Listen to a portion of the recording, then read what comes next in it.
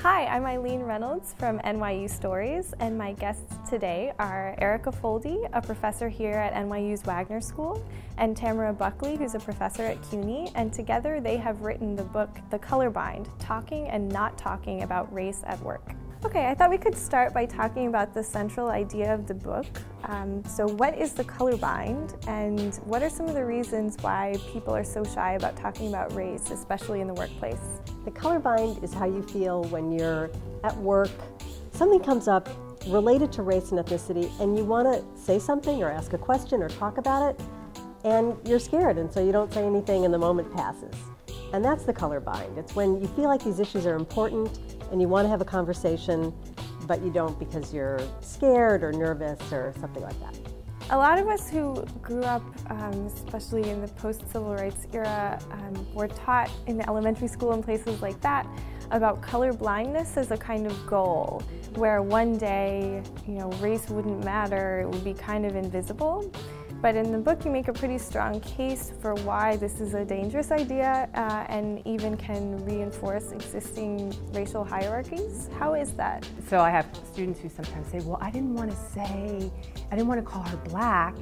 And I was like, well, what was your worry? Like, what's so bad about labeling someone black or whatever they are? It's like, well, I didn't want to be offensive. It's, well, why are you assuming that would be offensive? By trying to make race invisible, rendering race invisible, can wipe out really important dimensions of how people view themselves. But I think the other thing about the colorblind philosophy is that we can say we no longer want to look at race, but the structures are in place, the attitudes are in place that are still not colorblind. Colorblindness has become so endemic that people think that any mention of race is racist.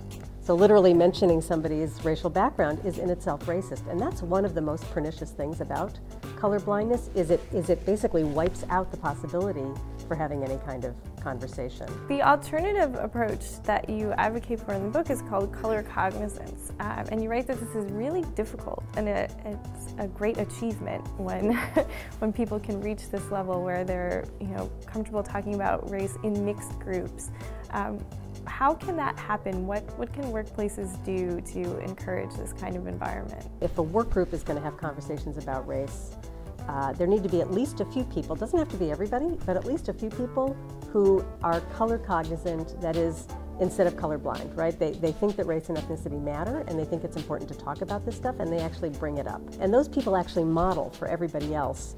But those people have to be in a context that is relatively safe, where people feel, in general, they can bring who they are into the room, and the context also has to be open to learning and change. And speaking of difference, you're a diverse team by discipline and by race, and you mention in the book that there are times when you disagreed about something, how to interpret some finding. Could you tell us about a couple of those disagreements and how you resolved them, or maybe didn't and agreed to disagree? One of the things that we realized sort of related to this comment was that we were sort of carrying around different people in our heads as we were doing the writing.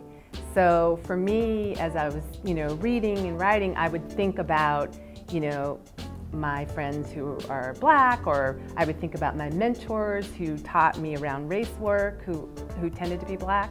And we realized that Erica was thinking about a different audience, and who did she feel accountable to? It was different. I was thinking about my friends, kind of, white people more generally, and just wanting to make sure that they didn't close the book. And Tamara's right. I mean, we didn't actually figure this out, that we were carrying around those different people in our head until very late. So many of us, when we start a job, go to some kind of HR workshop or training in diversity or cultural sensitivity, and I think for a lot of people this either seems irrelevant or condescending or just somehow doesn't sink in. But clearly some kind of training is needed. What would you suggest?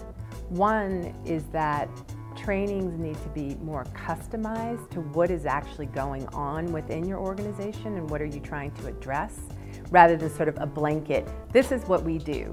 We talk about Asians, we talk about whites, we talk about, and just we're going to come and do a performance for you. It really should be there should be some work ahead of the training around what are you grappling with? What do you want? What change do you want to happen? But I think another really important piece is understanding how your own background influences you is really key in being able to empathize and work with people from other backgrounds. And so I think having that component of self-reflection and having yourself sort of be part of the diversity training in some emotional and real way is really where the change can happen, or the increased understanding and empathy.